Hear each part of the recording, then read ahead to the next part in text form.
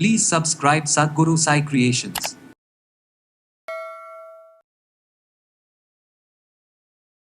நரம்பு தளர்ச்சி, கை கால் நடுக்கம் இருக்குது, நரம்பு எல்லாமே ரொம்ப வீக்னஸ், இந்த மாதிரி பிரச்சனைகள் நம்ம நிறைய பேருக்கு கேள்விப்பட்டிருக்கிறோம்.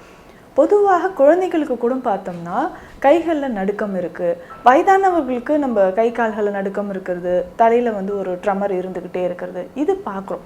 நரம்பு மண்டலம் பாதிக்கப்படக்கூடிய நோய்கள் அப்படின்னு பார்த்தோம்னா இன்றைக்கி பரவலாக எல்லாருக்குமே இருக்கக்கூடிய ஒரு பிரச்சனை தான் சர்க்கரை நோய் அப்படின்னு சொல்கிறோம். ஸோ டயபெட்டிஸ் பேஷண்ட்ஸ்க்கு பார்த்தோம்னா நரம்புகள் சீக்கிரமாக பாதிக்கப்படுது. ரொம்ப நாளாக எனக்கு ஒரு 5 வருடத்திற்கு மேலாக சுகர் இருக்குன்னா சீக்கிரமாக நமக்கு நரம்புகள் பாதிக்கப்படுது. குழந்தைகள் கூட பார்த்தோம்னா நைட்டில் பெட் வெட் பண்ணுவாங்க, அதாவது தூக்கத்திலேயே சிறுநீர் கழிக்கும் பிரச்சனைகள் பெரும்பாலும் இருக்குது. நிறைய பெற்றோர்கள் சொல்கிறாங்க 10 வயதாகுது, 12 வயதாகுது, இருந்தாலும் தூக்கத்தில் அந்த சிறுநீர் கழிக்கும் பிரச்சனை இன்னும் தீரல, டெய்லி போகிறாங்க, என்ன பண்ணலாம்? முக்கியமாக பிரெயினில் இருக்கக்கூடிய பிரெயின் செல்ஸ், ஸோ இந்த நியூரான்ஸ் எல்லாமே பாதிக்கப்படும் போது தான் அதிலிருந்து வரக்கூடிய சிக்னல்ஸ், அதுக்கப்புறம் அந்த நியூரானுக்கு மேலே ஒவ்வொரு செல்களுக்கும் நரம்பு இழைகளுக்கும் இருக்கக்கூடிய அந்த ஷீட் பாதிக்கப்படுறதுனாலையும், அவுட்டர் லேயர் பாதிக்கப்படுறதுனாலையும், மூளையில் ஏதாவது ஒரு பகுதி பாதிக்கப்பட்டு இதனாலையும் நரம்பு சார்ந்த பிரச்சனைகள் ஏற்படுது. அப்போ நரம்புகள் ஆரோக்கியமாக இருக்கணும்னா எந்த உணவுகள் ரொம்ப முக்கியம் அப்படின்ற அடுத்த கேள்வி நமக்கு வரும்.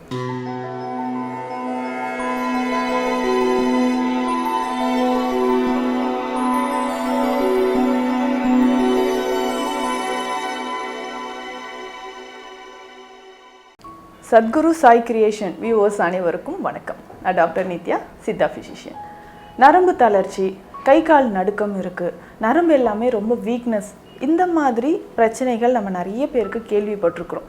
பொதுவாக குழந்தைகளுக்கு கூட பார்த்தோம்னா கைகளில் நடுக்கம் இருக்குது, வயதானவர்களுக்கு நம்ம கை கால்களில் நடுக்கம் இருக்கிறது, தலையில் ஒரு ட்ரமர் இருந்துக்கிட்டே இருக்கிறது, இது பார்க்குறோம். இது எல்லாமே என்னென்னா நரம்பு சம்மந்தப்பட்ட பிரச்சனைகள் தான். இந்த நரம்பு சம்மந்தப்பட்ட, அதாவது நர்வஸ் சிஸ்டம் அப்படின்னு சொல்கிறோம், இந்த நரம்பு மண்டலத்தை நம்ம எப்படி ஸ்ட்ராங்காக வச்சுக்கிறது? ஏன்னா நரம்புகள் ரொம்ப முக்கியம். எப்படி நம்ம பாடி எலும்புகள் தசைகளால் ஆனது, நம்மளுடைய கோஆர்டினேஷனுக்கு பிரெயின் ஒரு சிக்னல் ஆர்டர் கொடுக்குதுன்னா அதை கொண்டு ஒவ்வொரு உறுப்புகளுக்குமே சேர்க்கக்கூடிய ஒரு மகத்தான பணியை தான் நரம்புகள் செஞ்சிட்ருக்கு. இப்போ இந்த நரம்புகள் பாதிக்கப்படும் பொழுது தான் ட்ரமர் ஏற்படுது, கை கால்களில் நடுக்கம் ஏற்படுது அப்படின்னு சொல்கிறோம். அதுக்கப்புறம் முக்கியமாக நரம்பு மண்டலம் பாதிக்கப்படக்கூடிய நோய்கள் அப்படின்னு பார்த்தோம்னா இன்றைக்கி பரவலாக எல்லாருக்குமே இருக்கக்கூடிய ஒரு பிரச்சனை தான் சர்க்கரை நோய் அப்படின்னு சொல்கிறோம். ஸோ டயபெட்டிஸ் பேஷண்ட்ஸ்க்கு பார்த்தோம்னா நரம்புகள் சீக்கிரமாக பாதிக்கப்படுது. ரொம்ப நாளாக எனக்கு ஒரு 5 வருடத்திற்கு மேலாக சுகர் இருக்குன்னா சீக்கிரமாக நமக்கு நரம்புகள் பாதிக்கப்படுது. அதுக்கப்புறம் பார்த்தோம்னா பார்க்கின்சன் டிசீஸ் அப்படின்னு சொல்கிறோம். இந்த நடுக்குவாதம் அப்படின்னு சொல்லக்கூடிய இந்த பார்க்கின்சன் டிசீஸ்லேயும் நரம்புகள் பாதிக்கப்படுது. அதுக்கப்புறம் பேரலிசிஸ் அப்படின்னு சொல்கிறோம், அதாவது பக்கவாதம். நம்ம உடலில் ஏதாவது ஒரு பக்கம் இருக்கக்கூடிய கையோ காலோ இல்லை மாறி இருக்கக்கூடிய ரைட் அண்ட் லெஃப்ட், அந்த மாதிரி கையோ காலோ நமக்கு செயலிழந்து நடக்க முடியாமல் இருக்கிறது பக்கவாதம். இது எல்லாமே பொதுவாக நரம்புகள் சம்பந்தப்பட்டு வரக்கூடிய பிரச்சனைகள், நரம்புகள் பாதிக்கப்பட்டால் வரக்கூடிய பிரச்சனைகள். அதற்கு அடுத்து சில பிரச்சனைகள் என்னன்னு பார்த்தோம்னா, குழந்தைகள் கூட பார்த்தோம்னா நைட்டில் பெட் வெட் பண்ணுவாங்க, அதாவது தூக்கத்திலேயே சிறுநீர் கழிக்கும் பிரச்சனைகள் பெரும்பாலும் இருக்குது. நிறைய பெற்றோர்கள் சொல்கிறாங்க 10 வயதாகுது, 12 வயதாகுது, இருந்தாலும் தூக்கத்தில் அந்த சிறுநீர் கழிக்கும் பிரச்சனை இன்னும் தீரல, டெய்லி போகிறாங்க, என்ன பண்ணலாம்? இதுவுமே ஒரு வகையான நரம்பு சம்பந்தப்பட்ட பிரச்சனைகள் தான். இதற்கு அடுத்து பார்த்தோம்னா சைக்காலஜிக்கலாக நம்ம நரம்புகள் பாதிக்கப்பட்டிருக்குன்னு எப்படி தெரிஞ்சிக்கலாம்? ஒரு விஷயத்தை நம்ம கேள்விப்பட்டிருக்கிறோம், இல்லை நெகட்டிவான ஏதாவது ஒரு விஷயம் நம்ம மைண்டில் ஓடிக்கிட்டே இருக்குது அப்படின்னா நிச்சயமாக நரம்புகள் பாதிக்கப்படுதுன்னு சொல்லலாம். அந்த டைமில் இப்போ ஃபார் எக்ஸாம்பிள் நமக்கு ஒரு அதிர்ச்சி தரக்கூடிய ஒரு விஷயத்தை கேட்குறோம், நமக்கு பிடிச்ச ஒரு பர்சன் நம்ம லைஃப்லேருந்து விலகிறாங்க, இல்லை அப்படின்னு தெரியும்போது, ஸோ க்ரானிக்காக நீண்ட நாட்களாக நரம்புகள் பாதிக்கப்பட்டு ஒரு ஆழ்ந்த ஒரு டிப்ரெஷனுக்கு நம்ம போகிறோம். ஸோ இதனாலேயுமே நரம்புகள் பாதிக்கப்படுது அப்படின்னு சொல்லலாம். முக்கியமாக பிரெயினில் இருக்கக்கூடிய பிரெயின் செல்ஸ், ஸோ இந்த நியூரான்ஸ் எல்லாமே பாதிக்கப்படும் போது தான் அதிலிருந்து வரக்கூடிய சிக்னல்ஸ், அதுக்கப்புறம் அந்த நியூரானுக்கு மேலே ஒவ்வொரு செல்களுக்கும் நரம்பு இழைகளுக்கும் இருக்கக்கூடிய அந்த ஷீட் பாதிக்கப்படுறதுனாலையும், அவுட்டர் லேயர் பாதிக்கப்படுறதுனாலையும், மூளையில் ஏதாவது ஒரு பகுதி பாதிக்கப்பட்டு இதனாலையும் நரம்பு சார்ந்த பிரச்சனைகள் ஏற்படுது. பொதுவாக நரம்புகள் அப்படின்னு எடுத்தோம்னா நோய்கள் தொடர்பாக வரக்கூடிய பிரச்சனையும் சரி. இப்போ உதாரணத்துக்கு பார்த்தோன்னா ஒரு சிலருக்கு இன்டைஜஷன் ப்ராப்ளம் இருக்கும், இரிட்டபிள் பவல் சிண்ட்ரோம் சொல்லுவாங்க. சாப்பிட்டோன்னே மோஷன் போகிற மாதிரியான ஒரு கண்டிஷன். இதுவுமே நரம்புகள் தொடர்பாக வரக்கூடிய பிரச்சனைகள் தான். குடல் பகுதியில் இருக்கக்கூடிய நரம்புகள் இரிட்டேஷன் ஆகும்போது, ஸோ இன்ஃப்ளமேஷன் ஆகும்போது நமக்கு அடிக்கடி என்ன ஆகுதுன்னா மோஷன் போகிற மாதிரியான ஒரு பிரச்சனைகள். அப்போ ஒட்டு மொத்தமாக பார்த்தோம்னா நரம்புகள் அப்படின்னு சொல்கிறது ரொம்ப ரொம்ப முக்கியம். அது செயல்படக்கூடிய விஷயங்கள், செயல்படக்கூடிய அந்த ஆற்றலும் வந்து பார்த்தோம்னா ஒரு ஆச்சரியமான ஒரு விஷயம்னு சொல்லலாம். அப்போ நரம்புகள் ஆரோக்கியமாக இருக்கணும்னா எந்த உணவுகள் ரொம்ப முக்கியம் அப்படின்ற அடுத்த கேள்வி நமக்கு வரும். பொதுவாகவே பார்த்தோம்னா குழந்தைகளுக்கு அதிகமான கால்சியம், புரோட்டீன் இது இரண்டுமே இருக்கக்கூடிய உணவுகளை அதிகமாக கொடுக்கணும். இந்த புரோட்டீன் அப்படின்னு சொல்லும்போது தான் நிறைய பேர் நம்ம பண்ணுற சில தவறுகள் இருக்குது. ஜென்ரலாக மார்க்கெட்டில் இருக்கக்கூடிய ஒரு ப்ரோட்டீன் ஹெல்த் மிக்ஸை வாங்கி நான் ரெகுலராக கொடுத்துட்ருக்கிறேன். ஏன் குழந்தை நல்லா ஹைட்டாக வளரணும்னா இதை கொடுக்குறேன், பிரெயின் செல்ஸ் நல்லா டெவலப் ஆகணும், மெமரி பவர் இன்க்ரீஸ் ஆகணும்னா இந்த ஹெல்த் ட்ரிங்கை கொடுக்குறேன், ஸோ ஹைட் ஆகிறதுக்கு. இந்த மாதிரியான விஷயங்களை நம்ம செய்கிறதுக்கு பதிலாக இயற்கையான முறையிலேயே நம்ம நேச்சுரலாக நம்மளுடைய நரம்பு மண்டலத்தில் எப்படி பலப்படுத்திக்கலாம். இன்றைக்கு உயரம் கம்மியாக இருக்கக்கூடிய நிறைய குழந்தைகளை நம்ம பார்க்குறோம். வயதிற்கு ஏற்ற உடல் எடை இல்லாத மாதிரியும் சில குழந்தைகள் இருக்காங்க, அதுவும் நம்ம பார்த்துக்கணும்.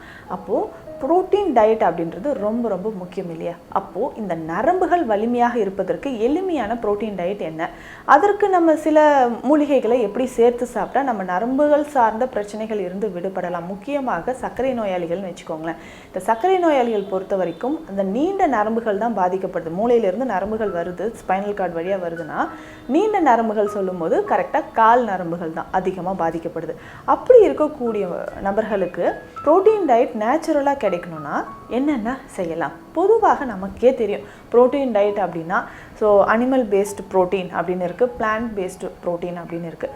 நிறைய பேர் நம்ம வந்து அனிமல் பேஸ்டு ப்ரோட்டீன் வந்து எடுக்கிறத இப்போல்லாம் தவிர்த்துட்டு வரோம். சிலர் அந்த கொலஸ்ட்ரால் லெவல் அதிகமாக இருக்கக்கூடிய நபர்கள், நான் வந்து நான்வெஜ் சாப்பிட மாட்டேன்னு சிலர் இருப்பீங்க, ஒபிசிட்டியாக இருக்கிறேன், நான் எப்படி வந்து அனிமல் ப்ரோட்டீனை எடுக்கிறது, அந்த மாதிரி சிறுநீரகம் தொடர்பான பிரச்சனைகளோ இல்லை இன்டைஜஷன் சரியாமை சார்ந்த பிரச்சனைகளோ இந்த மாதிரி இருக்கும்போது நம்ம அந்த ப்ரோட்டீனை அவாய்ட் பண்ணுறோம். ஸோ அப்போது இயற்கையான முறையில் ப்ரோட்டீன் நமக்கு எப்படி கிடைக்கும், அது கூடவே நமக்கு கால்சியமும் கிடைக்கணும் இல்லையா? அப்போ ரொம்ப முக்கியமானது கவனத்தில் வச்சுக்க வேண்டியது, ரொம்ப ஈஸியாக நம்ம வந்து வீட்டிலேயே இந்த ப்ரோட்டீனோட குறைபாடை எப்படி சரி செய்யலாம் அப்படின்னா முளைக்கட்டிய தானியங்கள், பயிர் வகைகளை நம்ம எடுக்கிறது தான் இதுக்கு பெஸ்ட்டு.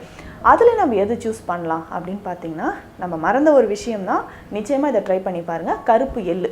இந்த கருப்பு எள்ளை முளைக்கட்டி டெய்லி ஒரு 2 ஸ்பூன் சாப்பிட்டாவே போதும். நம்ம உடலுக்கு தேவையான கால்சியம், புரோட்டீன் இது இரண்டுமே சமமாக நமக்கு கிடைக்கும். அதே மாதிரி பார்த்தோம்னா நரம்புகள் தொடர்பான பிரச்சனைகள் இருக்கக்கூடிய நபர்களுக்கு இந்த முளைக்கட்டிய இந்த கருப்பு எள்ளை சாப்பிடும்போது நாளடைவில் ஒரு வாரம் 10 நாள் சாப்பிட்டு பார்த்தா ஒரு நல்ல வித்தியாசத்தை பார்க்குறேன் அப்படின்ட்டு நிறைய பேர் ஃபீட்பேக் கொடுத்துருக்காங்க.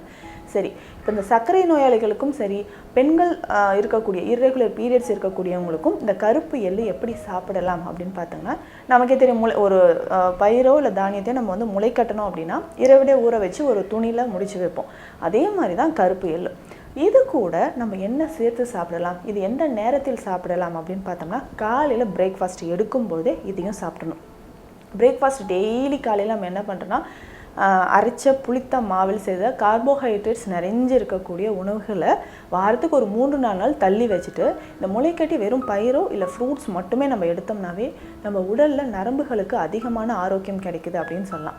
இது கூட வேறு என்ன சேர்த்துக்கலாம்? கருப்பு எள்ளோட முக்கியமானது அப்படின்னு பார்த்தோம்னா கருப்பு உளுந்து. கருப்பு உளுந்து பார்த்தோம்னா நம்மளுடைய நரம்புகளுக்கும் சரி, நம்மளுடைய தசைகளுக்கும் ரொம்ப ரொம்ப முக்கியமானது. ஹை ப்ரோட்டீன் இதில் இருக்குன்னு சொல்லலாம். இன்றைக்கி காலகட்டத்தில் நம்ம எல்லாமே பாலிஷ் பண்ணி அவுட்டர் லேயர் எல்லாத்தையும் எடுத்துகிட்டு தான் நம்ம யூஸ் பண்ணுறோம், உளுந்தாக இருந்தால் கூட. ஸோ இப்போ இந்த கருப்பு உளுந்து நம்ம என்ன பண்ணுறோன்னா முளைக்கட்டி நம்ம சேர்த்துக்கணும். ஸோ அப்போ கருப்பு உளுந்து ஒரு 2 ஸ்பூன் இருந்தால் போதும், கருப்பு எள்ளு ஒரு 2 ஸ்பூன். இது குழந்தைகளுக்கு கொடுக்கும்பொழுது பார்த்தோம்னா கொஞ்சம் வெல்லம் சேர்த்து கொடுத்தோம்னா ரொம்ப விரும்பி சாப்பிடுவாங்க. அளவுக்கு அதிகமான, அதாவது உடலுக்கு தேவையான ஒரு புரோட்டீன் இதில் கிடைக்குது அப்படின்னு சொல்லலாம். இதுவே சர்க்கரை நோயாளிகள் சேர்த்து சாப்பிட்னா இது கூட ஒரே ஒரு ஸ்பூன் நம்ம வெந்தயம் சேர்த்துக்கலாம். வெந்தயம் முளைக்கட்டி சாப்பிடும்போது இதில் இருக்கக்கூடிய ஆற்றல் நரம்புகளுக்கு அதிகமான வலிமை சேர்க்கக்கூடியது. வாரம் ஒரு 3-4 நாட்கள் இதை நம்ம ஃபாலோ பண்ணிக்கலாம்.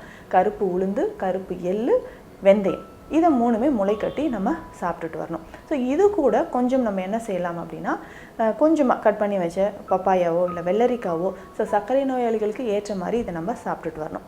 உடலில் நமக்கு நரம்புகள் ஆரோக்கியமாக இருக்கணும்னா இந்த 3 வகையான பொருட்களை தாராளமாக முளைக்கட்டி சாப்பிடும்போது நரம்புகள் வலிமைப்படும். இதை தாண்டி இன்னொரு முக்கியமான விஷயம், நிறைய ஹெல்த் சப்ளிமெண்ட்ஸ்லாம் நான் எடுக்கிறேன் அப்படின்னு சொல்லுவாங்க. அதில் ஒன்று தான் ஸ்பைரலோனா அப்படின்னு சொல்கிறோம், கடல் பாசி. இந்த கடல் பாசியும் நம்ம நரம்புகளுக்கு ரொம்ப முக்கியம். பொதுவாக உடலுக்கு ரொம்ப ஆற்றல் தரக்கூடியது இந்த கடல் பாசி. அதே மாதிரி நரம்புகள் வலிமையாக இருக்கணும்னா நம்ம இந்த ஸ்பைரலோனா அப்படின்னு சொல்லக்கூடிய கடல் பாசி எடுத்துக்கலாம். இது இன்றைக்கி மார்க்கெட்டில் பார்த்தோம்னா பவுடர் ஃபார்ம்லேயும் கிடைக்குது, டேப்லெட்ஸ் வடிவிலும் கிடைக்குது, இல்லை நம்ம குக் பண்ணுறதுக்கு ஏதுவாக அதை அப்படியே உலர்த்தி ட்ரையாக அப்படியே நமக்கு கிடைக்குது. ஸோ எந்த வகையில் வேணாலும் இதை நம்ம யூஸ் பண்ணிக்கலாம். இந்த ஸ்பைரலோனா அப்படின்னு சொல்லும்போது யாரெல்லாம் எடுத்துக்கலாம்? நரம்புகள் தொடர்பான பிரச்சனை இருக்கக்கூடியவங்க, கை கால் நடுக்கம் இருக்குது, சர்க்கரை நோயால் எனக்கு கை கால் நடுக்கம் இருக்குது, கால்களில் மறுத்து போகிற உணர்வு இருக்குது அப்படின்னு சொல்கிறவங்க, ஸோ ப்ரோட்டீன் டயட் எனக்கு ரொம்ப கம்மியாக இருக்குது அப்படின்னு சொல்கிறவங்களும் இந்த கடல் பாசி ஸ்பைரலோனாவை தாராளமாக எடுத்துக்கலாம். ஸோ ஜென்ரலாக பார்த்தோம், பொதுவாகவே நமக்கு இப்போ நான் சொன்ன இந்த வழிமுறைகளை ஃபாலோ பண்ணிட்டு வந்தோம்னா நரம்புகள் தொடர்பான பிரச்சனைகள் குணமாகும்.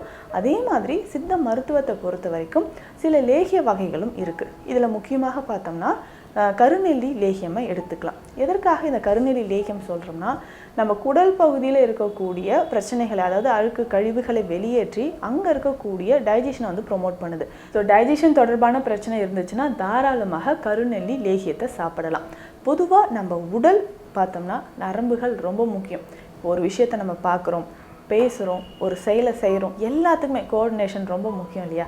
அதற்கு நம்ம ஒரு செயலை செய்யணும்னா நரம்புகள் ரொம்ப முக்கியம். அப்போ நரம்புகள் உடல் முழுவதும் இருக்கக்கூடிய நரம்புகள் ஆரோக்கியமாக இருக்கணும்னா ரொம்ப எளிமையான முறையை நான் சொல்லியிருக்கேன்.